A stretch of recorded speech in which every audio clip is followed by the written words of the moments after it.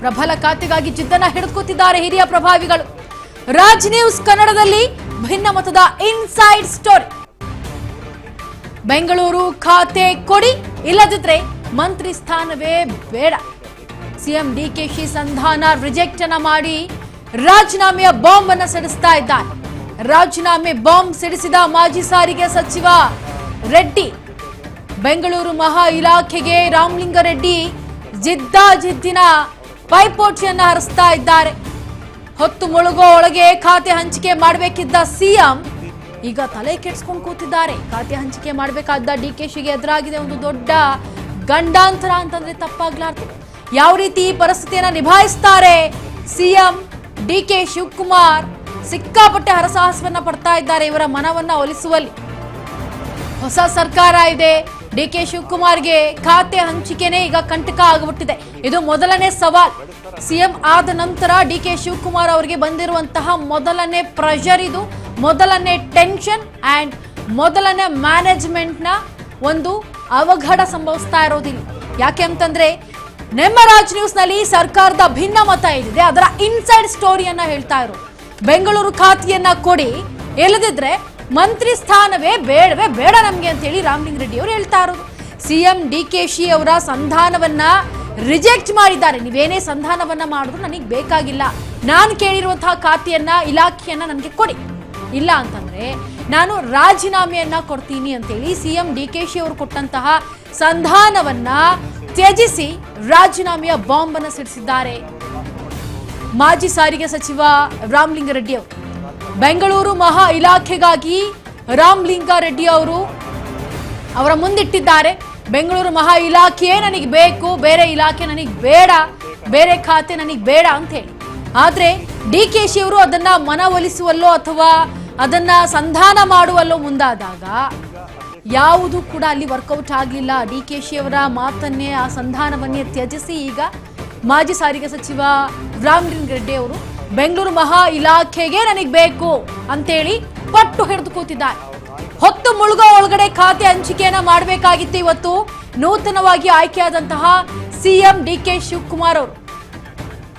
12 ಸಚಿವರಗಳ ಸ್ಥಾನವನ್ನ ಅವರಿಗೆ ಯಾವ ಖಾತೆಗಳನ್ನ ಕೊಡಬೇಕು ಅನ್ನೋದನ್ನ ಹೊತ್ತು ಮುಳುಗೆ ಮುಂಚೆಯೇ ಖಾತೆ ಹಂಚಿಕೆಯನ್ನ ಮಾಡಬೇಕಾಗಿದ್ದಂತಹ ಸಿಎಂ ಡಿಕೆ ಶಿವಕುಮಾರ್ ಅವರು ಈಗ ಏನು ಮಾಡಬೇಕು ಅಂತ ಗೊತ್ತಾಗದೆ ಕೈ ಚಾಚಿ ಅಥವಾ ಕೈ ಕಟ್ಟಿ ಕೂತು ಬಿಟ್ಟಿದ್ದಾರೆ.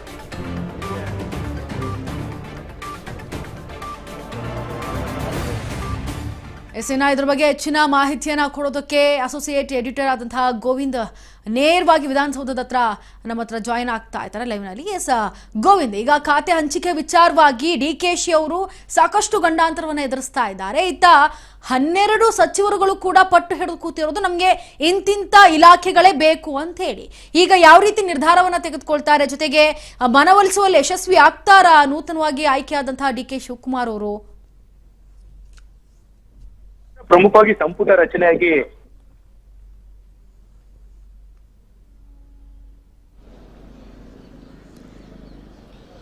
ಇಂಚನ ಪ್ರಮುಖವಾಗಿ ಸಂಪುಟ ರಚನೆಯಾಗಿ ಇವಾಗ ಈ ಕ್ಷಣಕ್ಕೆ ಅಂದ್ರೆ 24 ಗಂಟೆ ಮುಗಿತಿದೆ. ಯಾಕಂದ್ರೆ ನಿನ್ನೆ ಸಂಪುಟ ರಚನೆ ಆದಂತ ಸಂದರ್ಭದಲ್ಲಿ ಸಹಜವಾಗಿ ರಾತ್ರೋರಾತ್ರಿ ಒಂದು ಯಾರ್ಯಾರಿಗೆ ಯಾವ್ಯಾವ ಖಾತೆ ಅಂತೇಳಿ ಸಹಜವಾಗಿ ಒಂದು ಪಟ್ಟಿ ಬಿಡುಗಡೆ ಆಗುತ್ತೆ. ಆದ್ರೆ 24 ಗಂಟೆ ಕಳೆದ್ರೂ ಕೂಡ ಇದುವರೆಗೂ ಕೂಡ ಖಾತೆ ಹಂಚಿಕೆ ಆಗಿಲ್ಲ. ಯಾಕೆ ಅಂತ ಹೇಳಿದ್ರೆ ಸಹಜವಾಗಿ ಇರುವಂತ ಕೆಲವೊಂದಿಷ್ಟು ಅಸಮಾಧಾನ, ಭಿನ್ನಮತ. ಕೆಲ ಹಿರಿಯ ಸಚಿವರು ಎಲ್ಲೋ ಒಂದ್ ಕಡೆ ನನಗೆ ಈ ಖಾತೆ ಬೇಕೇ ಬೇಕು ಅಂತೇಳಿ ಒಂದು ಪಟ್ಟನ್ನು ಹಿಡಿದಿದ್ದಾರೆ. ಅದರಲ್ಲೂ ಕೂಡ ಪ್ರಮುಖವಾಗಿ ಬೆಂಗಳೂರು ಅಭಿವೃದ್ಧಿ ಖಾತೆ ವಿಚಾರ ಸಂಬಂಧಪಟ್ಟಂತೆ ಎಲ್ಲೋ ಒಂದ್ ಕಡೆ ಕೃಷ್ಣ ಬೈರೇಗೌಡ ವರ್ಸಸ್ ರಾಮಲಿಂಗಾರೆಡ್ಡಿ ಅವರ ನಡುವೆ ಒಂದು ರೀತಿ ಅಗ್ಗ ಜಗಾಟ ನಡೀತಿದೆ. ಕಾರಣ ಇಷ್ಟೇ, ಸಿಎಂ ಡಿಕೆ ಶಿವಕುಮಾರ್ ಕೂಡ ಹಿಂದೆ ಕೂಡ ಹೇಳಿದ್ರು, ಒಂದ್ ವೇಳೆ ನಾನು ಮುಖ್ಯಮಂತ್ರಿ ಆದ್ರೆ ನಿನಗೆ ಬೆಂಗಳೂರು ಅಭಿವೃದ್ಧಿ ಖಾತೆಯನ್ನ ಬಿಟ್ಕೊಡ್ತೀನಿ ಅಂತ ಹೇಳಿ ರಾಮಲಿಂಗಾರೆಡ್ಡಿ ಅವರಿಗೆ ಹೇಳಿದ್ರು. ರಾಮಲಿಂಗಾರೆಡ್ಡಿ ಅವರು ಈ ವಿಚಾರ ಸಂಬಂಧಪಟ್ಟಂತೆ ಎಲ್ಲೋ ಒಂದ್ ಕಡೆ ಮಾತನ್ನು ಕೂಡ ಕೊಟ್ಟಿದ್ರು. ಹಾಗಾಗಿ ರಾಮಲಿಂಗಾರೆಡ್ಡಿ ಅವರು ಕೂಡ ಬೆಂಗಳೂರು ಅಭಿವೃದ್ಧಿ ಖಾತೆ ವಿಚಾರ ಸಂಬಂಧಪಟ್ಟಂತೆ ಡಿಕೆ ಶಿವಕುಮಾರ್ ಜೊತೆ ಈಗಾಗಲೇ ಮಾತುಕತೆ ನಡೆಸಿದ್ರು. ಹಾಗಾಗಿ ಬಹುತೇಕವಾಗಿ ಅವರಿಗೆ ಸಿಗುತ್ತೆ ಅಂತ ಹೇಳಲಾಗಿತ್ತು. ಆದ್ರೆ ಎಲ್ಲೋ ಒಂದ್ ಕಡೆ ಕಾಂಗ್ರೆಸ್ ಹೈಕಮಾಂಡ್ ನಾಯಕರು ರಾಮಲಿಂಗಾರೆಡ್ಡಿ ಬದಲಿಗೆ ಕೃಷ್ಣ ಬೈರೇಗೌಡರಿಗೆ ಈ ಒಂದು ಬೆಂಗಳೂರು ಅಭಿವೃದ್ಧಿ ಖಾತೆಯನ್ನ ಕೊಡಬೇಕು ಅಂತೇಳಿ ಒಂದು ರೀತಿಯ ನಿರ್ಧಾರ ಮಾಡಿದ್ರು. ಮಾಡದಂತೆ ಕಾಣಿಸ್ತಿದೆ. ಆ ಒಂದು ನಿರ್ಧಾರ ಏನಿದೆ ಇದು ಸಹಜವಾಗಿ ರಾಮಲಿಂಗಾರೆಡ್ಡಿ ಅವರ ಅಸಮಾಧಾನಕ್ಕೆ ಕಾರಣ ಆಗಿರುವಂತದ್ದು. ಹಾಗಾಗಿ ಇವತ್ತು ಮುಖ್ಯಮಂತ್ರಿಗಳನ್ನ ಭೇಟಿ ಮಾಡಿದಂತಹ ಸಂದರ್ಭದಲ್ಲಿ ತಮ್ಮ ರಾಜೀನಾಮೆಯನ್ನ ವಿಚಾರವನ್ನ ಪ್ರಸ್ತಾಪ ಮಾಡ್ತಾರೆ. ಕೇವಲ ಸಂಪುಟ ರಚನೆಯಾಗಿ 24 ಗಂಟೆ ಕಳೆದಿದೆ. ಇದರಲ್ಲಿ ಹಿರಿಯ ಸಚಿವರೊಬ್ಬರು ರಾಜೀನಾಮೆಯ ವಿಚಾರವನ್ನ ನೇರವಾಗಿ ಚರ್ಚೆ ಮಾಡ್ತಾರೆ. ಮುಖ್ಯಮಂತ್ರಿಗಳು ಭೇಟಿ ಮಾಡಿ ನನಗೆ ಕೊಡೋ ತರ ಆಗಿದ್ರೆ ಬೆಂಗಳೂರು ಅಭಿವೃದ್ಧಿ ಖಾತೆಯನ್ನ ಕೊಡಿ, ಯಾಕಂದ್ರೆ ನೀವು ಈಗಾಗಲೇ ಮಾತನ್ನ ಕೊಟ್ಟಿದ್ರಿ, ನನಗೆ ಬೆಂಗಳೂರು ಅಭಿವೃದ್ಧಿ ಖಾತೆಯನ್ನು ಕೊಡಿ, ನನಗೆ ಬೇರೆ ಯಾವ ಖಾತೆಯನ್ನು ಬೇಡ. ಒಂದು ವೇಳೆ ಬೆಂಗಳೂರು ಅಭಿವೃದ್ಧಿ ಖಾತೆ ಕೊಡೋದು ಪಕ್ಷದಲ್ಲಿ ನಾನು ಸಚಿವನಾಗೋದಿಲ್ಲ, ನಾನು ಕೇವಲ ಶಾಸಕನಾಗಿ ಮುಂದುವರಿತೀನಿ, ಹಾಗಾಗಿ ನನ್ನ ರಾಜೀನಾಮೆಯನ್ನ ತೆಗೆದುಕೊಳ್ಳಿ ಅಂತೇಳಿ ಮುಖ್ಯಮಂತ್ರಿಗಳಿಗೆ ನೇರವಾಗಿ ರಾಮಲಿಂಗಾರೆಡ್ಡಿ ಅವರು ಮಾತನಾಡ್ತಾರೆ. ಈ ಸಂದರ್ಭದಲ್ಲಿ ನಾನು ಹೈಕಮಾಂಡ್ ನಾಯಕರ ಜೊತೆ ಮಾತನಾಡ್ತೀನಿ ಅಂತೇಳಿ ಎಲ್ಲೋ ಒಂದ್ ಕಡೆ ಡಿ.ಕೆ. ಶಿವಕುಮಾರ್ ಮಾತನಾಡ್ತಾರೆ. ಬೆಳಗಿನಿಂದಲೇ ಈ ಒಂದು ಸರ್ಕಸ್ ನಡೆಯುತ್ತೆ. ಇವತ್ತು ಮಧ್ಯಾಹ್ನ ಕೂಡ ರಾಮಲಿಂಗಾರೆಡ್ಡಿ ಅವರನ್ನ ಒಂದು ಸಮಾಧಾನ ಪಡಿಸುವಂತ ನಿಟ್ಟಿನಲ್ಲಿ ಮುಖ್ಯಮಂತ್ರಿಗಳು ತಮ್ಮ ವಿಧಾನಸೌಧದ 3ನೇ ಮನೆಯಲ್ಲಿ ಏನೋ ಒಂದು ಕಚೇರಿಯಲ್ಲಿ ಕರೆಸ್ಕೊಳ್ತಾರೆ. ಅಲ್ಲೂ ಸಮಾಧಾನ ಮಾಡುವಂತ ಪ್ರಯತ್ನ ಮಾಡ್ತಾರೆ. ಆದ್ರೆ ಎಲ್ಲೋ ಒಂದ್ ಕಡೆ ರಾಮಲಿಂಗಾರೆಡ್ಡಿ ಅವರು ಒಂದು ಪಟ್ಟನ್ನ ಒಂದು ಸಡಿಲ್ತಾ ಇಲ್ಲ. ನನಗೆ ಯಾವುದೇ ಕಾರಣಕ್ಕೂ ಕೂಡ ಬೇರೆ ಖಾತೆ ಬೇಡ, ನನಗೆ ಬೆಂಗಳೂರು ಅಭಿವೃದ್ಧಿ ಖಾತೆ ಬೇಕೇ ಬೇಕು ಅಂತೇಳಿ ಒಂದು ಪಟ್ಟಣ ಹಿಡಿದಿರುವಂತದ್ದು. ಹಾಗಾಗಿ ಎಲ್ಲೋ ಒಂದ್ ಕಡೆ ಈ ಒಂದು ವಿಚಾರದಲ್ಲಿ ಎಲ್ಲೋ ಒಂದ್ ಕಡೆ ಡಿ.ಕೆ. ಶಿವಕುಮಾರ್ ಅವರು ಕೂಡ ಹೈಕಮಾಂಡ್ ನಾಯಕರ ಕಡೆ ಒಂದು ಬುಟ್ಟನ್ನ ಮಾಡ್ತಾ ಇದ್ದಾರೆ. ನನ್ನ ನಿರ್ಧಾರ ಏನೂ ಇಲ್ಲ, ಇದೆಲ್ಲವೂ ಕೂಡ ಹೈಕಮಾಂಡ್ ನಾಯಕರು ಡಿಸೈಡ್ ಮಾಡಿದ್ದಾರೆ. ಹಾಗಾಗಿ ನಿಮಗೆ ಬೇರೆ ಖಾತೆಯನ್ನು ಕೊಡ್ತೀವಿ ಅಂದ್ರೆ ಜಲಸಂಪನ್ಮೂಲ ಇಲಾಖೆ ಖಾತೆಯನ್ನು ಕೊಡ್ತೀವಿ ಅಂತೇಳಿ ಎಲ್ಲ ಒಂದ್ ಕಡೆ ಅವ್ರನ್ನ ಮನವೊಲಿಕೆ ಮಾಡ್ತಾ ಇದ್ದಾರೆ. ನನಗೆ ಯಾವುದೇ ಕಾರಣಕ್ಕೂ ಕೂಡ ಜಲಸಂಪನ್ಮೂಲ ಇಲಾಖೆ ಬೇಡ, ಬೆಂಗಳೂರು ಅಭಿವೃದ್ಧಿ ಖಾತೆ ಕೊಡುತ್ತಾರೆ ಇದ್ರೆ ಕೊಡಿ ಅಂತೇಳಿ ಕಟ್ಟಿ ಮುರಿದಂತೆ ಎಲ್ಲೋ ಒಂದ್ ಕಡೆ ರಾಮಲಿಂಗಾರೆಡ್ಡಿ ಅವರು ಡಿ.ಕೆ. ಶಿವಕುಮಾರ್ ಬಳಿ ಮಾತನಾಡಿದ ಸಂದರ್ಭದಲ್ಲಿ ಹೇಳಿದ್ದಾರೆ. ಹಾಗಾಗಿ ಎಲ್ಲೋ ಒಂದ್ ಕಡೆ ಆ ಒಂದು ಸಂಧಾನ ವಿಫಲ ಆಗಿದೆ. ಈ ಒಂದು ಸಂಧಾನ ವಿಫಲ ಆಗ್ತಿದ್ದಂಗೆ ಕೃಷ್ಣ ಬೈರೇಗೌಡರು ಡಿ.ಕೆ. ಶಿವಕುಮಾರ್ ನೇರವಾಗಿ ಕರೆ ಮಾಡಿ ಅವರನ್ನ ಕರೆಸ್ಕೊಳ್ತಾರೆ.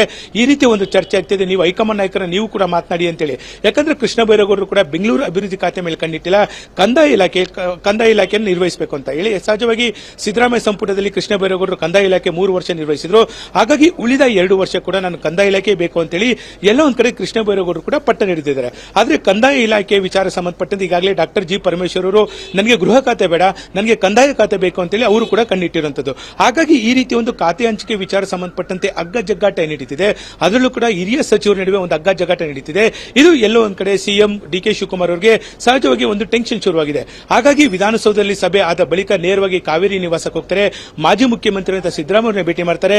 ಭೇಟಿಯಾದಂತಹ ಸಂದರ್ಭದಲ್ಲಿ ಈ 2-3 ಇಲಾಖೆ ವಿಚಾರ ಸಂಬಂಧಪಟ್ಟಂತೆ ಕೆಲವೊಂದಿಷ್ಟು ಗೊಂದಲ ಇದೆ ಸರ್, ಇದನ್ನ ನೀವು ಕೂಡ ಹೈಕಮಾಂಡ್ ನಾಯಕರ ಗಮನಕ್ಕೆ ತಗೊಂಡ್ಬನ್ನಿ. ಯಾಕಂದ್ರೆ ರಾಮಲಿಂಗಾರೆಡ್ಡಿ ಅವರು ಯಾವುದೇ ಕಾರಣಕ್ಕೂ ಕೂಡ ಬೆಂಗಳೂರು ಅಭಿವೃದ್ಧಿ ಖಾತೆ ಬೇಡ, ಒಂದ್ ವೇಳೆ ನಾನು ಬೇರೆ ಖಾತೆ ಏನಾದ್ರು ಕೊಟ್ಟಿದ್ದೆ ಅದಲ್ಲಿ ಅವರು ರಾಜೀನಾಮೆ ಪತ್ರವನ್ನು ಕೊಡ್ತೀನಿ ಅಂತ ಹೇಳಿ ನೇರವಾಗಿ ಹೇಳಿದ್ದಾರೆ. ಹಾಗೆ ಹೋಲ್ಡ್ ಆನ್ ಆಗಿರಿ, ನಾನು ಮತ್ತೆ ನಿಮ್ಮನ್ನ ಮಾತನಾಡಿಸ್ತೇನೆ. ಒಂದು ಬ್ರೇಕಿಂಗ್ ಅಪ್ಡೇಟ್ ಬರ್ತಾ ಇದೆ. ನೂತನ ಸರ್ಕಾರದಲ್ಲಿ ಖಾತೆಗಾಗಿ ಶುರುವಾಯಿತು ಬಿಗ್ ಖ್ಯಾತೆ. ಮಂತ್ರಿಗಳ ಪಟ್ಟು ಬೆನ್ನಲ್ಲೇ ಸಿದ್ದರಾಮಯ್ಯ ಭೇಟಿಗೆ ಈಗ ಡಿಕೆ ಪ್ಲಾನ್ ಅನ್ನ ಮಾಡಿಕೊಂಡಿರೋದು. ಮಾಜಿ ಸಿಎಂ ಭೇಟಿಗೆ ಮುಂದಾದಂತಹ ಹಾಲಿ ಸಿಎಂ ಶಿವಕುಮಾರ್ ಸಚಿವ ಸಂಪುಟದ ಬಿಕ್ಕಟ್ಟು ಶಮನಕ್ಕೆ ಡಿಕೆಶಿ ಮಾಸ್ಟರ್ ಪ್ಲಾನ್ ಅನ್ನ ಮಾಡಿಕೊಳ್ತಿದ್ದಾರೆ. ಸಲಹೆ ಮತ್ತು ಸಂಧಾನ ಸೂತ್ರಕ್ಕಾಗಿ ಕಾವೇರಿಗೆ ಧಾವಿಸಿದ್ದಾರೆ ಸಿಎಂ. ಸಿದ್ದು ಜೊತೆಗಿನ ಮಹತ್ವದ ಸಭೆ ಬಳಿಕವೇ ಖಾತೆಗಳು ಫೈನಲ್ ಆಗಲಿವೆ. ಅನುಭವದ ಆಧಾರದ ಮೇಲೆ ಗೊಂದಲ ಮುಗಿಸಲು ಡಿಕೆ ಪ್ಲಾನ್ ಅನ್ನ ಮಾಡಿಕೊಂಡಿದ್ದಾರೆ. ಖಾತೆ ಕದನಕ್ಕೆ ಬ್ರೇಕ್ ಹಾಕಲು ಕಾವೇರಿಯಲ್ಲಿ ಈಗ ಸಿದ್ಧತೆಯನ್ನ ಮಾಡಿಕೊಳ್ತಾ ಇದ್ದಾರೆ ಡಿಕೆಶಿ ಅವರು ಭೇಟಿಯಾಗೋದಕ್ಕೆ ಮಾಜಿ ಸಿಎಂ ಅನ್ನ. ಮಂತ್ರಿಗಳ ಭಿನ್ನಮತದ ಬೆನ್ನಲ್ಲೇ ಸಿದ್ದು ನಿವಾಸಕ್ಕೆ ತಲುಪಿದ ಡಿಕೆಶಿ. ನೋಡಿ, ನೂತನ ಸರ್ಕಾರದಲ್ಲಿ ಖಾತೆಗಾಗಿ ಶುರುವಾಗಿರುವಂತಹ ಈ ಒಂದು ಖಾತೆಯ ಬಿಗ್ ಖ್ಯಾತೆ ಮಂತ್ರಿಗಳ ಪಟ್ಟು ಬೆನ್ನಲ್ಲೇ ಈಗ ಸಿದ್ದರಾಮಯ್ಯನವ್ರನ್ನ ಭೇಟಿ ಮಾಡಬೇಕು ಅಂತ ಡಿಕೆ ಪ್ಲಾನ್ ಅನ್ನ ಮಾಡಿಕೊಂಡು ಮಾಜಿ ಸಿಎಂ ಭೇಟಿಗೆ ಮುಂದಾಗಿದ್ದಾರೆ ಹಾಲಿ ಸಿಎಂ ಶಿವಕುಮಾರ್.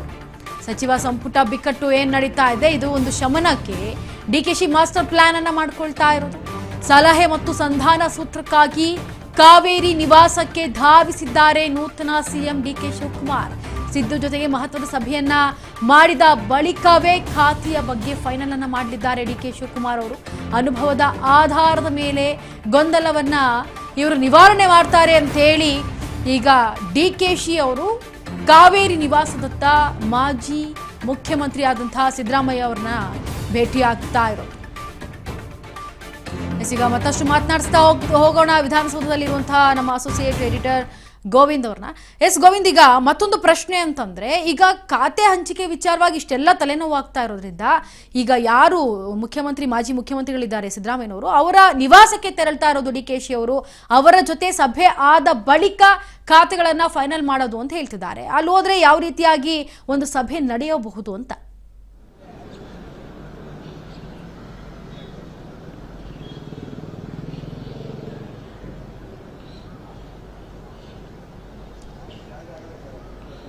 ಇಂಚರ ಈಗಾಗಲೇ ಸಿಎಂ ಡಿ.ಕೆ. ಶಿವಕುಮಾರ್ ಕೂಡ ಹಿಂದೆ ಹೇಳಿದ್ರು, ಅಂದ್ರೆ ಸಿದ್ದರಾಮಯ್ಯ ಅವರ ಸಲಹೆ ಸೂಚನೆ ಮೇರೆಗೆ ಈ ಒಂದು ಸರ್ಕಾರ ನಡೆಯುತ್ತೆ ಅಂತೇಳಿ.